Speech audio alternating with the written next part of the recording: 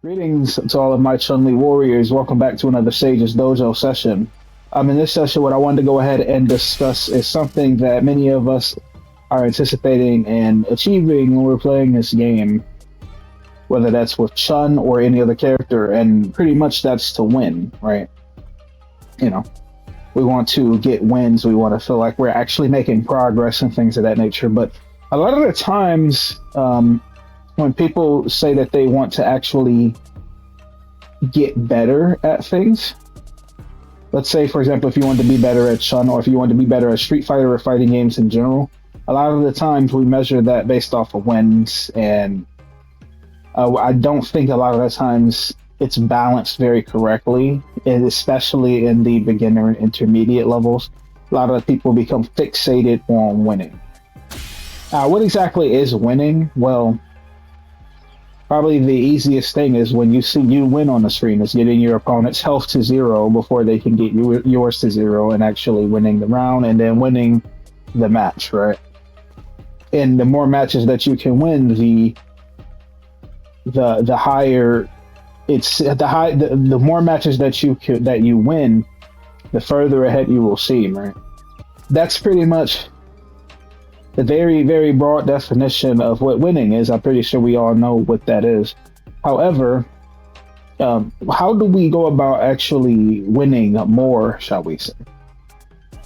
Now, in order to win more, I'm going to go ahead and give you the secret sauce.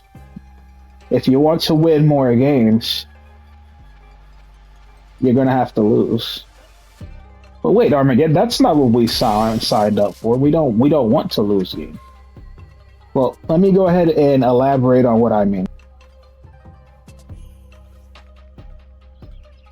Winning gives us a dopamine hit. It makes us feel valuable because the big "you win" sign on the screen, right? And when you lose, you feel bad. You feel less valuable. You feel like you did something wrong. But this is conditioning that has happened over time throughout life, right? As I've probably stated I'm pretty sure I've stated in one of the previous sessions, winning and losing have no meaning outside of an actual performance. If you are not in a tournament, or if you are not playing for some greater goal or achievement, it doesn't really have that much meaning unless you really, really prescribe meaning to it. Right? But inherently, it doesn't actually have that much meaning. Now, winning can mean that you are skilled, but it does not necessarily guarantee that that is the case. Losing can mean that you are unskilled, but that does not automatically mean that you are unskilled. Winning and losing are information. They could tell you any combination of things that you did quote unquote correctly and or what your opponent did incorrectly that ended up leading to you winning and or losing, right? Well, I should say winning or losing because you kind of can't really do both. Unless, of course, but I'm not going to go down that rabbit hole just yet, right? So, as I stated earlier, I don't want to get too distracted here. As I stated earlier, in order to get more wins, what we're going to have to do is we're going to have to do some things that are going to cause us to lose. There's always going to be a sacrifice for things in this place, there seems. And one of the things that I've come to learn through my brief existence in this life is that there's always going to be a cost. The key is making sure that the cost is one that you are okay with paying, as it will not be burdensome if it is something that you are okay with dealing with, right? So, but there's always a cost. And if you want to win, what we're going to have to do is we're going to have to change our area of focus, so to speak. I've played plenty of people in this game and other games too. In this game, in the Battle Hub, that have berated me for my win rate percentage, which is actually about 20 to 30%, but maybe just a month ago, close to a month ago, it was above 50%. It was like maybe 55, 60%. And they don't get it. A lot of the times they will use it to try to shame me or something like that, and claim that, I need to hit the lab and learn some things and this and that and the other. But that is not something they don't seem to understand the reason for the why the losses are there, right? A lot of people will just look at numerical data and just roll with it from there. But something, as I have always stated, is that numbers don't lie, but they don't tell you the whole truth either. Right? You don't see what led to the numbers more often than not. You just see the numbers. So the reason why the winning percentage is so low is because I've had to deal with losing. Because the truth of the matter is, and there's actually a very proficient Street Fighter player. I believe he's a pro. He goes by the name of Trunks on YouTube. I believe he's a Jury main, which, hey, we have Jury here. Hey, Trunks, what's up? But a very skilled player, right? Very knowledgeable, who mentioned something along the lines of this as well. You don't want to fixate on winning. So main events, we also mentioned this in Tekken as well. This is just something that advanced players have come to understand, is that winning is everything. You don't want to focus too much on winning. If you want to win more in the future, what you want to go ahead and do is you're going to have to do things that are going to cost you games, right? We have to change our focus, as I've stated before. And this is something that Trunks mentioned. Now, that segues into what I was saying with the whole win percentage thing, is because I have been working on areas that I have more difficulty with. Some of the things that I have difficulty with in this game are things that are reaction based, such as if the opponent is slamming buttons in your face in the corner. If we go ahead and get the bot to do some things here, when people have me here and they're pressuring me and things of that nature, I find drive impact, right? People jumping in my face when I'm using Chun LI. I find it difficult drive rushing to actually react to what is happening, right?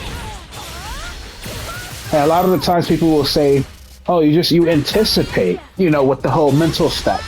But the thing is that you still need reaction speed. You still have to be able to process what is happening enough to gain the awareness that, oh, there's a chance that my opponent might jump here. If things are happening too fast for you to even assess the situation, it does not matter. The mental stack and anticipation cannot actually take root if you do not have the reaction speed in order to be able to tell what's going on. And unfortunately, I'm at a big deficit in this game when it comes to that, right? Unfortunately, it is a terrible, terrible weakness, a physiological weakness that I'm not even sure that I can overcome. It is just something that I have, right? And I've been playing fighting games for a long time. So outside of probably becoming a Formula One racer, I'm not sure if there is going to be any easy way to overcome this deficit that I suffer from. So I have to train significantly harder than other people in order to make up the deficit, right? So that's a part of the reason why I train with the input lag in the first place. The input lag is to help me put my senses into overdrive so that I can, if I ever get to the point where I feel I need to take it off, it's going to enhance my training that I have done in the past even further, right? That's the whole point. If you're practicing trying to react to drive rushing and things of that nature, obviously if you're able to get close and enough to being decent with doing it while you are playing with the input lag, it's going to make it that much better when you remove that input lag, right? So, but yeah, I have trouble dealing with people slamming buttons in my face in the corner. So I have to really pay attention to what is happening and try to see if I can find a strategy to overcome my deficit. So I will let people attack me, as for some odd reason they don't seem to understand what is happening here, and they have their idea of what to do is confused. And that actually segues into what we're talking about here, is because when people are thinking that I don't know what I'm doing because I'm doing this, they don't think that I know how to play the game correctly or anything of that nature. They actually have it mixed up. Because I'm not going ballistic attacking my opponent or something of that nature, they're assuming that I don't know how to do anything, or that my play style is to try to play defensively and just win that way without ever going on the offense. But they misunderstand. Under the guise of getting better, a lot of people will go online and just go through the motions. You are not going to get better by doing the stuff that you already have been doing, because you know how to do it already. Right? Now, that's not to say that you want to stop what you've been doing. You want to stop anti-airing or anything like that, because you can always get sharper at certain things. But it depends on how you're focusing on it. If you have something that you are used to, let's say that you are used to doing this combo. A lot of people, what they'll do is they'll go online and they will just kind of autopilot it. So what I mean is not necessarily that you have to go and engage in completely new things, completely new characters, completely new play styles. That's not necessarily what I meant by that. Right? You still want you still want to stay within your domain, but there's so much within your domain that you can still explore further. For example, so let's say that we have, okay, let's say that you have a combo here, and you go online, you're in Diamond or Platinum, and you do this combo here, and you just go online. Right. What I meant, you already know how to do this, is I'm not saying that, oh, drop that combo and you want to learn a completely new combo. Like, this isn't something that I would recommend, but something like that instead. That's not what it's meant, right?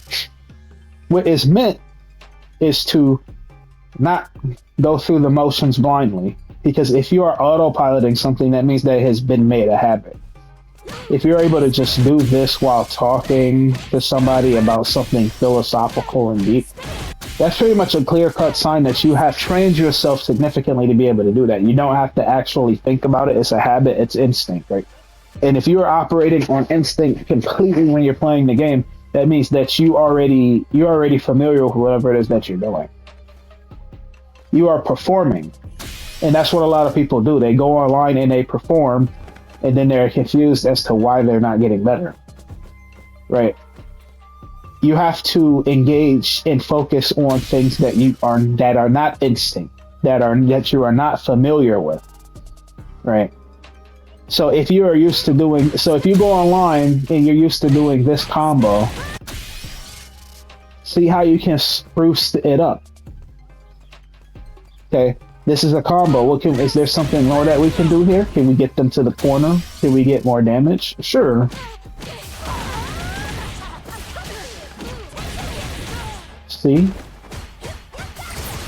Oki can be added to it. Right.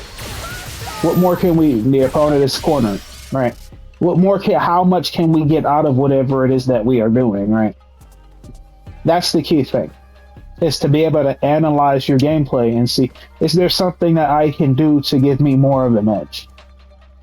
If you just go and autopilot with things that you've already been doing and you're used to doing, you're not going to actually grow as a player, because you already are acclimated to doing those things. It is instinctual. It's an ingrained habit. It's in your blood, as I like to say. You want to try to get things that are more valuable in your blood, and that's how you're going to end up winning more games, right? Let me go ahead and demonstrate what I mean. I already showed an example there, but let's say that the opponent is attacking us. I actually think that I have a bot already programmed here to help us out. It should be Ken. Okay, Ken's gonna do stuff. This is part of my training, me replicating people slamming buttons in my face pretty much. Trying to see if I can solve the equation for this, right?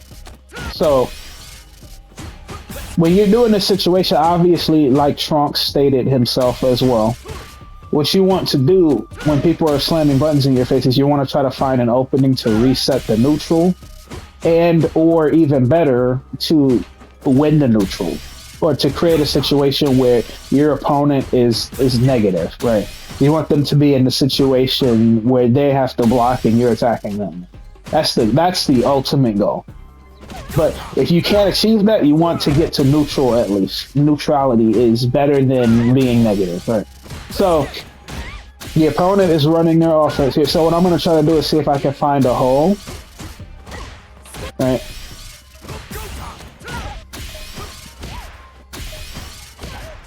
And we didn't counter it.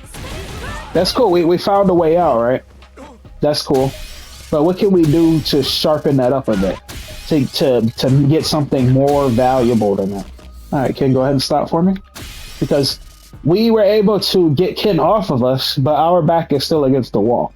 If Ken is able to get a grab on us, or like a Dragon Dash or something, and generate pressure, so he can push us right back here, right? Or one mistake on our part, and we're back in the corner. So how can we take this and get something more valuable out of it, right? As I believe I stated in one of my previous dojo sessions, something that is key to being able to turn things on, the matchup on its head, is not so much to just get a little bit of damage. Or if your opponent is, let's say your opponent does Dragon Dash like this. Just simply stopping the Dragon Dash is not necessarily going to be all that on its own. If you can find a way to make them suffer a lot of damage and or put them into the corner off of using Dragon Dash, that's going to be more valuable. But let me go back to the example I was given. So what we can do here is if Ken starts slamming buttons in our face, instead of doing this sequence that we did here into the spinning bird kick, what more can we do? Let's see.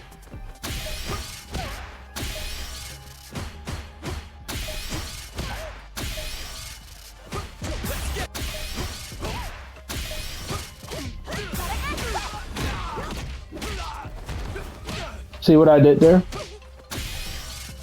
What I did is I put Ken in the corner once I found a hole in his offense. It was tricky,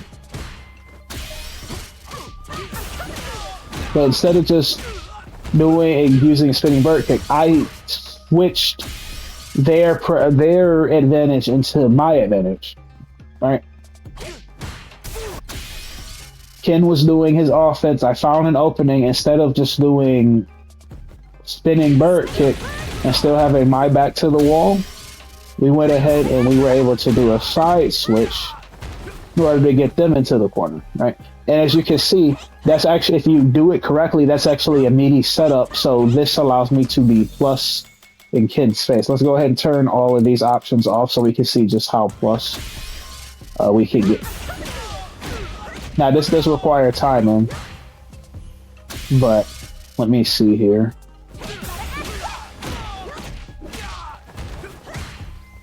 See, +4, it's variable. It depends on, because the head stomps are variable.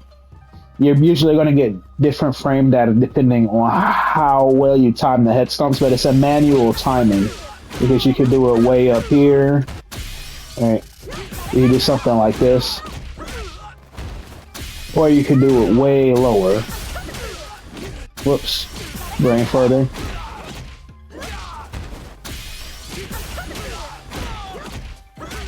See, so the spacing is, and the frames are going to be different depending on how you do it. So it's really hard to get it dependable, but you get what I mean. So the main point is we took something that was a disadvantage for us and we went ahead and we put Ken in the corner instead. That's what I mean by trying to find ways to get more value out of what it is that you are doing. And if you're autopiloting, it's very hard to do that. If you just go online and just do specifically what you know how to do already to the exact extent of what that is. Like I said, When I say learning new things or practicing things you're not familiar with, that does not mean to go pick jury and do jury combos. That's not necessarily what that means. That means to try to analyze your game and see if there are areas where you can get more value out of whatever it is that you are doing. All right. If it's a combo like this, how can we get more value out of it in this situation? We're in the corner, as we showed before. All right. Put his back to the corner. All right. Things like that. And if you're going through the motions, you're not going to be able to do that because you're kind of doing what you instinctively are doing. If you are playing to win, you're performing. And when you are performing, you're going to do what you were trained to do. Your habits are going to display themselves, right? So you want to add habits to enhance your game. You might know what to do if your opponent gets hit by this drive rush off of Chun Li's low forward. But what if they block? You might not know what to do, right? Hypothetically speaking, maybe you're still learning Chun Li and you don't really know what to do off of that.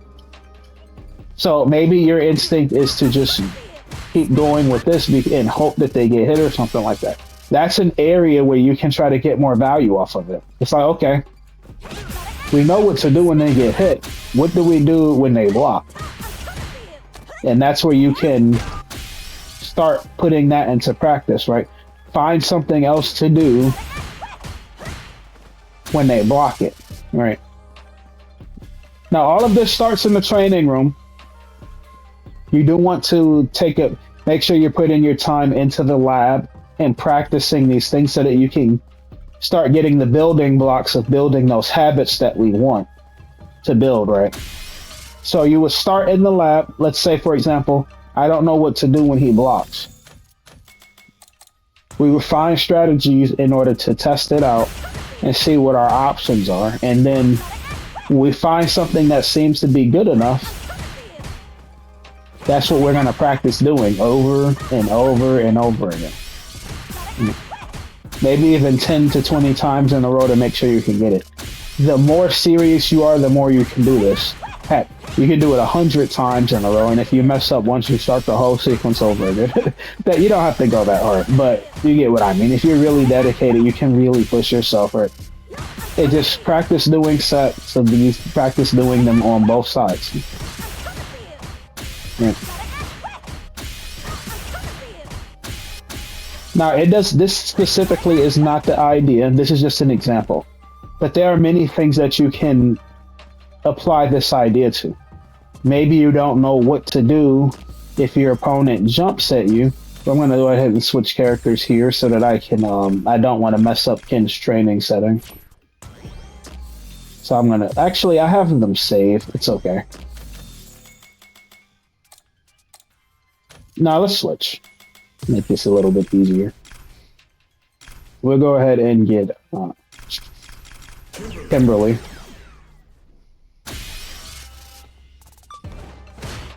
Alright. Maybe you have anti-air, but how can we get more value out of that? Maybe you're not certain what to do off of the Oki. Now, other characters get better Oki, but Chun Li's Oki is going to change depending on how high or low they are to the ground. So, as you can see, Kimberly was able to jump over that. Right. So, the Oki is going to be different depending on how high or low they are to the ground, but something that generally will always work is something like this. It's going to force your opponent to make a decision pretty much. Are they going to parry it? Are they going to jump over it? What are they going to do? Right. And let's say that your opponent tries to jump over it. Well, you could do so, even though I missed the Tensho, unfortunately, you know, you could be ready to anti-air them, right? Practice areas one step at a time that you're struggling with. It'd be like, oh, I'm not really sure what to do for an anti-air. Practice that.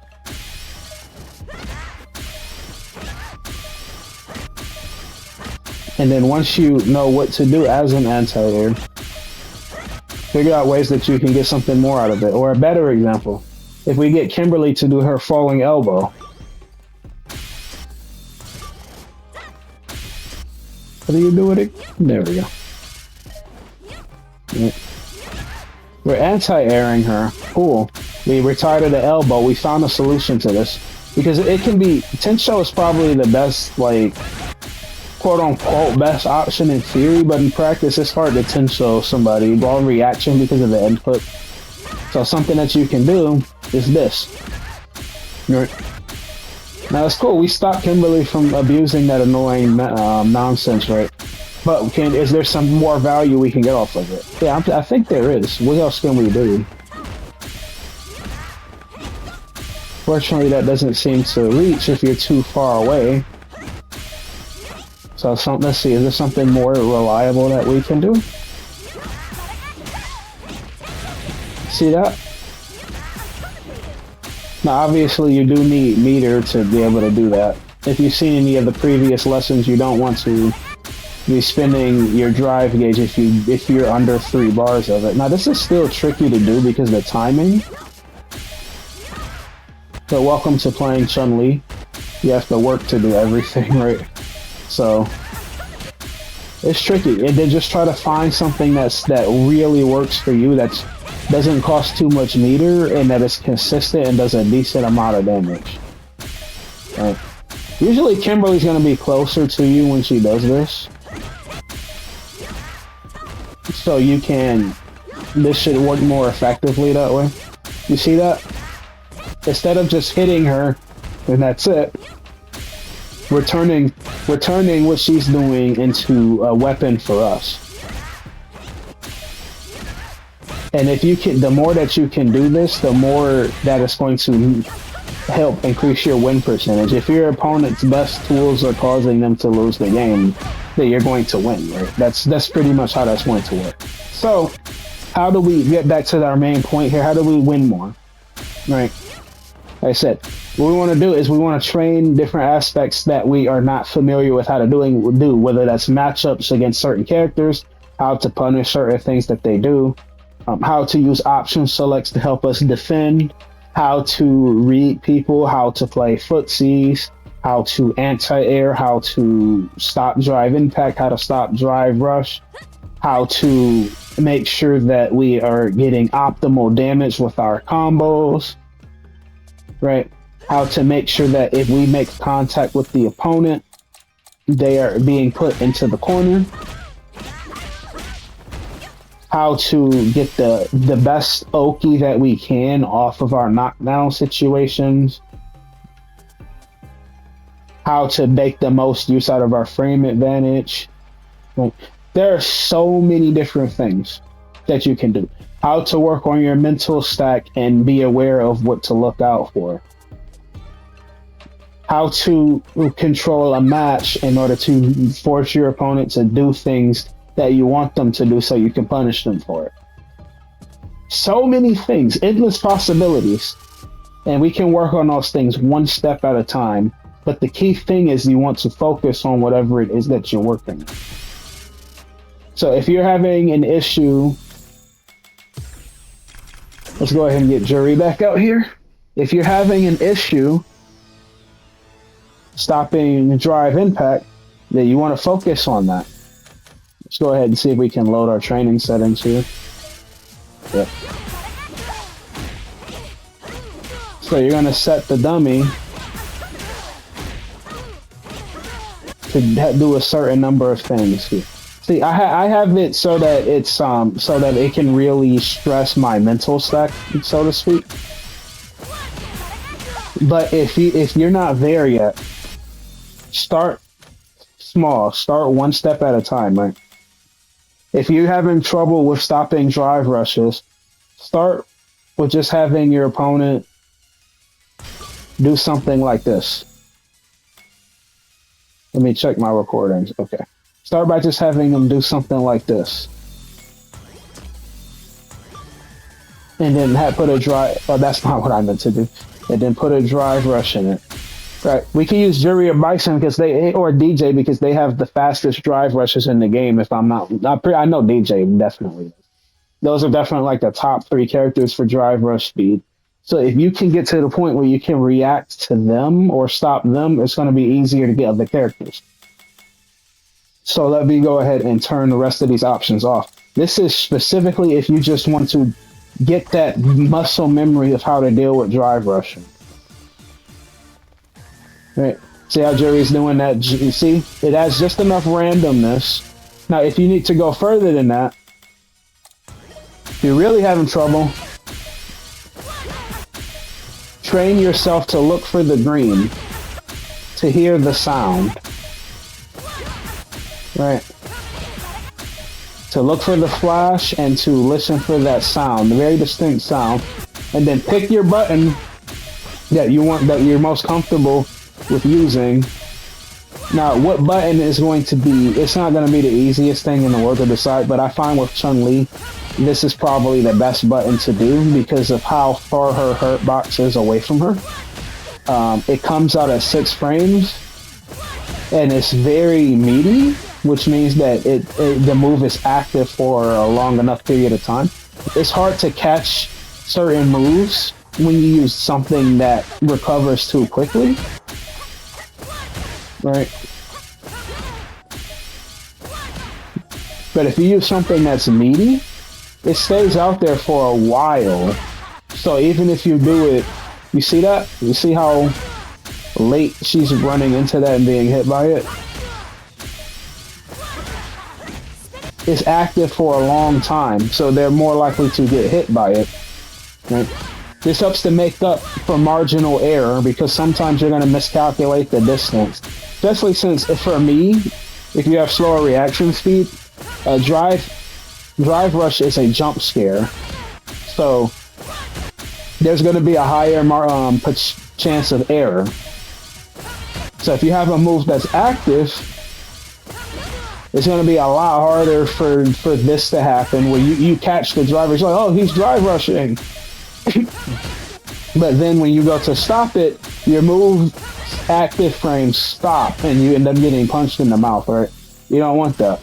So you want to try to pick a move that's fast enough for you to be able to get it on reaction, because if you use a move that's too slow, you're going to get punched in the mouth, right? Oh, he's doing drive rush now. 13 frames is a little bit too slow, though. Right? You pretty much have to do it before he does it, which means you have to be psychic, or your opponent has to have a pattern. If you do it on reaction, you're going to lose. If you do it on reaction, you're going to lose because it's too slow, right? As you can see here, I know that he's going to do it. The only solution is for me to do it early, but if I do it on reaction, it's too slow. But I can do this, right? You want to make sure that it's fast enough to do, it's active, and that it's something that that recovers fast enough also, so that you don't get punished if you think your opponent is going to drive rush and they don't. You don't want to have this type of situation come up here. Let's go ahead and record this. You don't want this type of situation to come up here, where you think that they might drive rush, and you end up getting kicked in the face because you kind of, you got a little antsy because, oh, he's going to drive rush, and then you get kicked, right? So you want to make sure that it's pretty fast at recovering as well. So I said this isn't a video about checking drive rushes, but that's just an example. You start real small like that, and then let's go ahead and reload the training setting. And then as you become more acclimated to doing that, you can stress your mental a little bit further to replicate an actual match more, because in an actual fight, your opponent's going to be doing a lot more stuff, right? Now, like I said, I have slow reaction speed, so I'm having trouble responding to this stuff, unfortunately, but it's okay. And because I'm focused on the dojo discussion here, but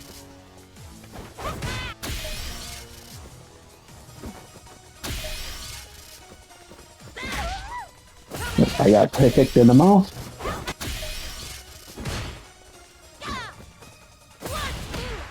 See, it's tricky.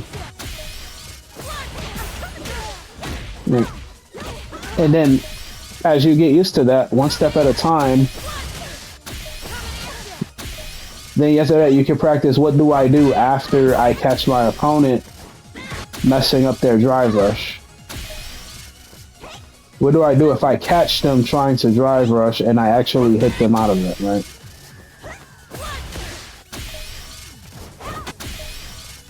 Well, it combines the things we were talking about earlier. Ideally, you want to get them to the corner. Right. See? That's pretty much what you want to do. What's up? One step at a time. Once you learn how to just check the drive rush, even if it's just doing this without actually doing the combo, try practicing it online.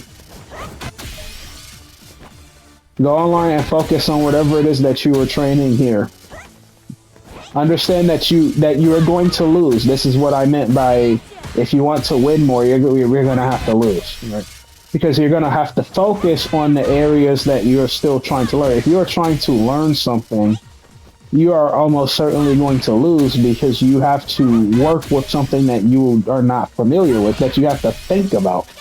When you're trying to learn a new combo, you ever had a situation where as you're learning the combo, you have to think about each segment of the combo, right?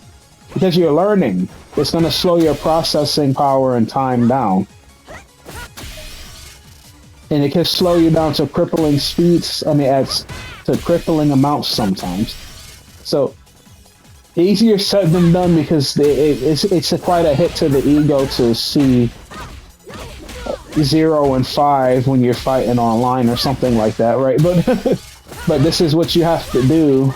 Well, maybe not if you have to do. If you are a truly exceptional, anomalous individual, you can probably breathe and just get better. But for most people, even people that are gifted, there's still some work that has to be put in. Unless you are like Jesus levels of gifted or something like that, you're probably going to have to put in some work and toil at some point, right? And the amount will vary depending on the person, of course, but just start one step at a time. Go online, and if you just want to make sure that you're checking drive rushes, that's still better than allowing them to get away with it, right? So even if you don't feel comfortable trying to do the whole combo, just focus on stopping your opponent from drive rush. Focus on whatever that thing is. If you're trying to stop people from jumping, focus on anti-airing.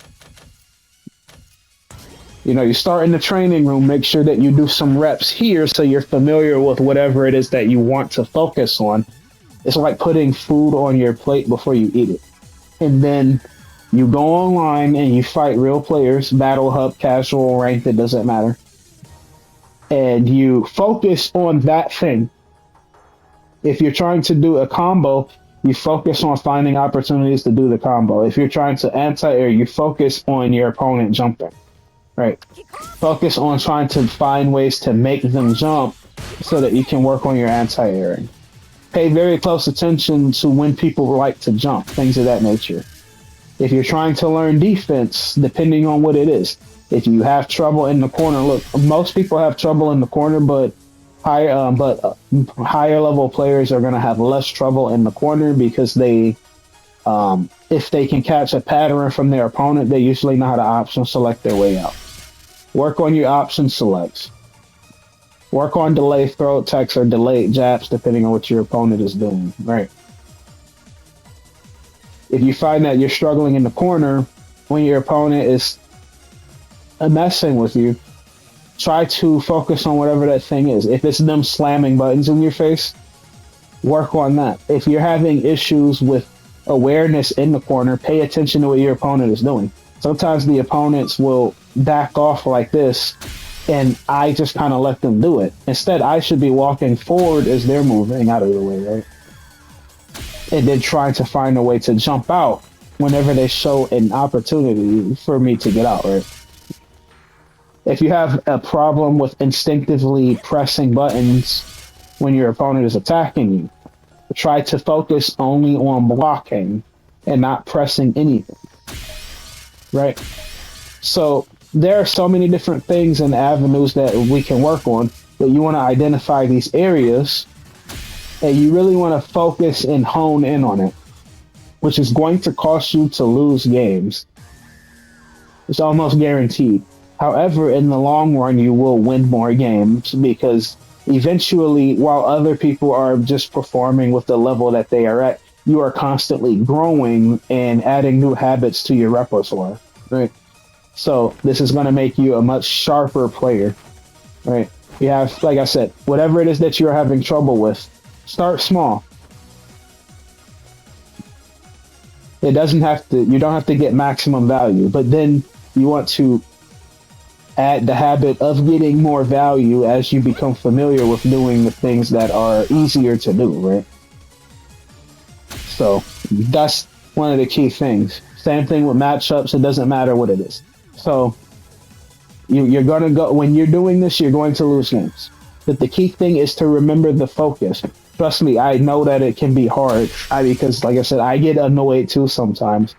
Sometimes when I'm practicing, I go into a fury too when it seems to be getting out of hand. Usually I get more annoyed by Chun LI than my actual opponents because my opponents might do something and I'll actually call them out on it and go for a tensho and then not get the tensho kicks even though I'm buffering and I know that they're going to do it.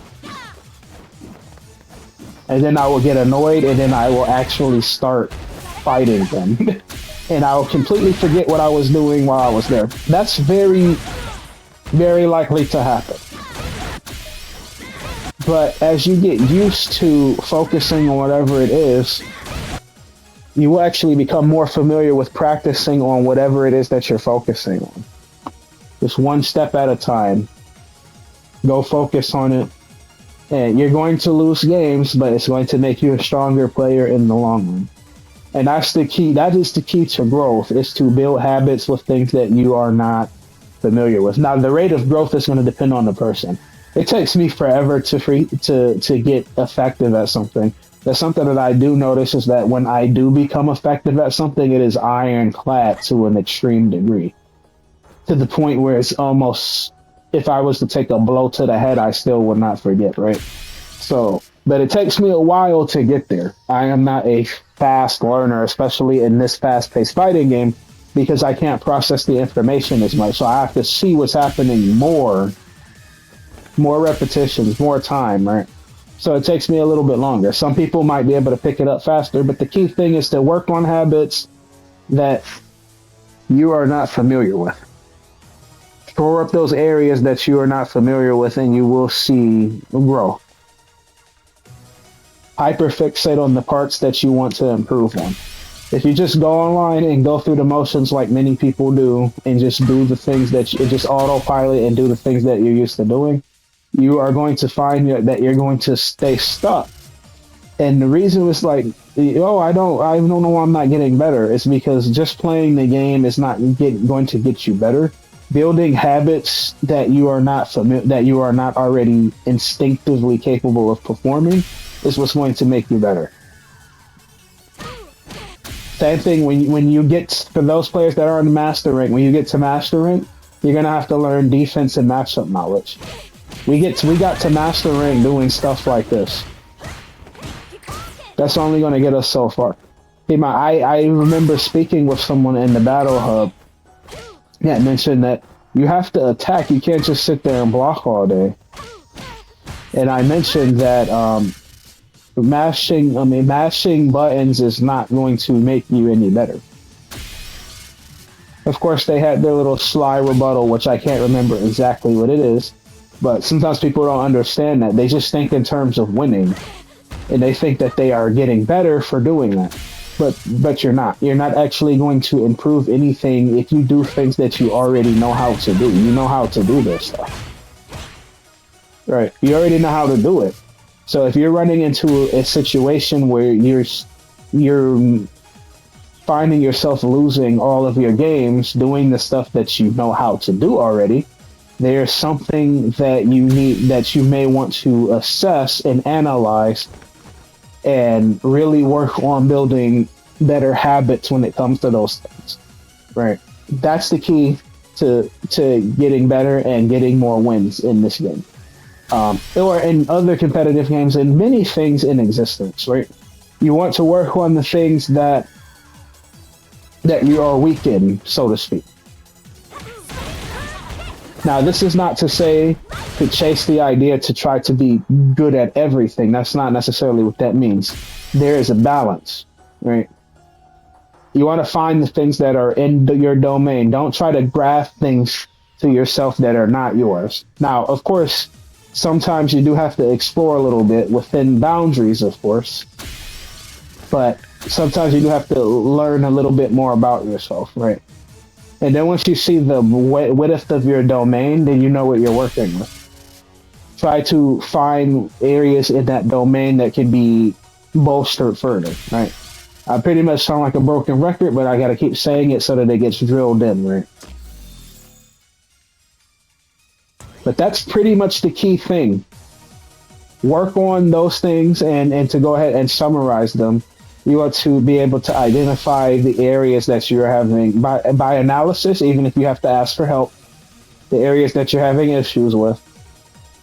Once you identify them, you want to go ahead and make sure you get some food on your plate by heading into the training room and finding strategies to work on those things. One step at a time. If it's something that is very difficult for you to do, like if you're trying to do this combo right here and you're finding that you're having trouble doing it, break it down one step at a time. But you find that every time you go to do the spinning bird kick, you never get it. Or when you go to do this combo, your opponent always blocks. Break it down one step at a time. This is probably not that hard. Is this the problem area? If you're able to do this, if you find that your opponent is blocking this, then this is the problem area. If your opponent is not blocking this, then this is not the problem area. See? So, you want to break it down one step at a time. If the spinning bird kick cancel is giving you an issue, try doing this. And then once you get used to it, bring it all together until you have it, you can do it 10 times in a row or something of that nature, right? So that's one of the key things. Break it down. Then once you know what you're trying to do, you can take it a few further steps. Get a bot. What level is dependent on what it is that you're trying to do. If you're trying to practice punishment or punishing people for messing up or finding openings, lower level bots are probably better. If you're trying to work on responding to BS offense on your opponent's end, level 8's probably the way to go. Practice whatever it is that you're trying to do. If you're trying to find a way to stop drive rush, focus only on that. If you're trying to stop from being hit, focus only on blocking. If you're trying to stop your opponent from jumping, only watch for them to jump. And then once you become better at that, then you can go online and you can practice those things. Right. Just one step at a time. Make sure that you are working on habits that you have issues with. You can identify them by just simply looking at your gameplay. If your opponent is destroying you with drive impact, like they do to me all the time, you probably have an issue dealing with drive impact, right? If your opponent is always jumping, you're having an issue anti-airing. Maybe it's not performing the actual anti-air. Maybe it's being aware enough to know when they're going to jump. Maybe your mental stack is so stressed because of everything else that you can't get the anti-air. If you can identify what it is, then you can work on it. Okay, I can't get anti-airs because I'm so worried about my opponent drive rushing. It's a jump scare for me.